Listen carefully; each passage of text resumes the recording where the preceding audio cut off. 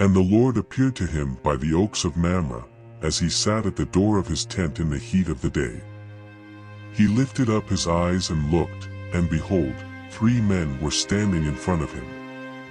When he saw them, he ran from the tent door to meet them and bowed himself to the earth and said, O Lord, if I have found favor in your sight, do not pass by your servant. Let a little water be brought, and wash your feet, and rest yourselves under the tree, while I bring a morsel of bread, that you may refresh yourselves, and after that you may pass on, since you have come to your servant. So they said, Do as you have said. And Abraham went quickly into the tent to Sarah and said, Quick, 3 seahs of fine flour. Knead it, and make cakes. And Abraham ran to the herd and took a calf, tender and good, and gave it to a young man, who prepared it quickly.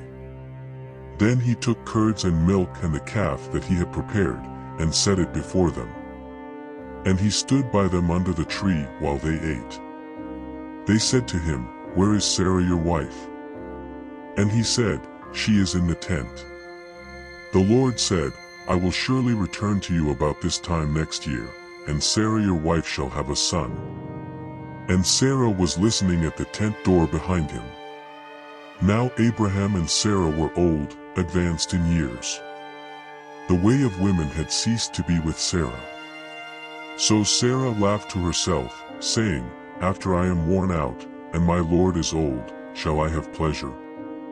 The Lord said to Abraham, Why did Sarah laugh and say, Shall I indeed bear a child, now that I am old? Is anything too hard for the Lord?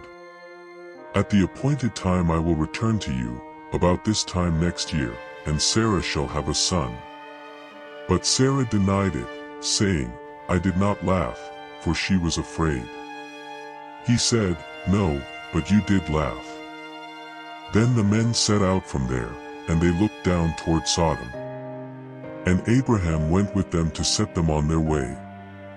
The Lord said, Shall I hide from Abraham what I am about to do, seeing that Abraham shall surely become a great and mighty nation, and all the nations of the earth shall be blessed in him? For I have chosen him, that he may command his children and his household after him to keep the way of the Lord by doing righteousness and justice, so that the Lord may bring to Abraham what he has promised him.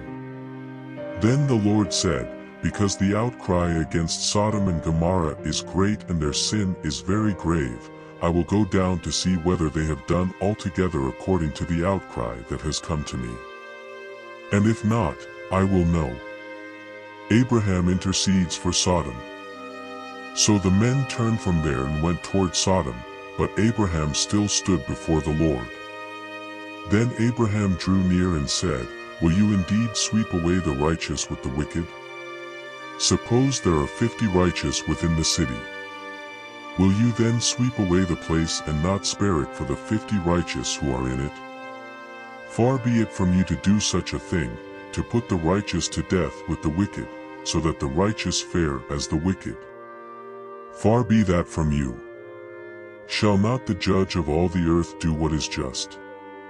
And the Lord said, If I find at Sodom 50 righteous in the city, I will spare the whole place for their sake. Abraham answered and said, Behold, I have undertaken to speak to the Lord, I who am but dust and ashes. Suppose 5 of the 50 righteous are lacking. Will you destroy the whole city for lack of 5? And he said, I will not destroy it if I find 45 there. Again he spoke to him and said, Suppose 40 are found there. He answered, For the sake of 40 I will not do it. Then he said, Oh, let not the Lord be angry, and I will speak. Suppose 30 are found there. He answered, I will not do it, if I find 30 there. He said, Behold, I have undertaken to speak to the Lord. Suppose 20 are found there. He answered, For the sake of 20 I will not destroy it. Then he said, Oh, let not the Lord be angry, and I will speak again but this once. Suppose 10 are found there. He answered, For the sake of 10 I will not destroy it. And the Lord went his way when he had finished speaking to Abraham, and Abraham returned to his place.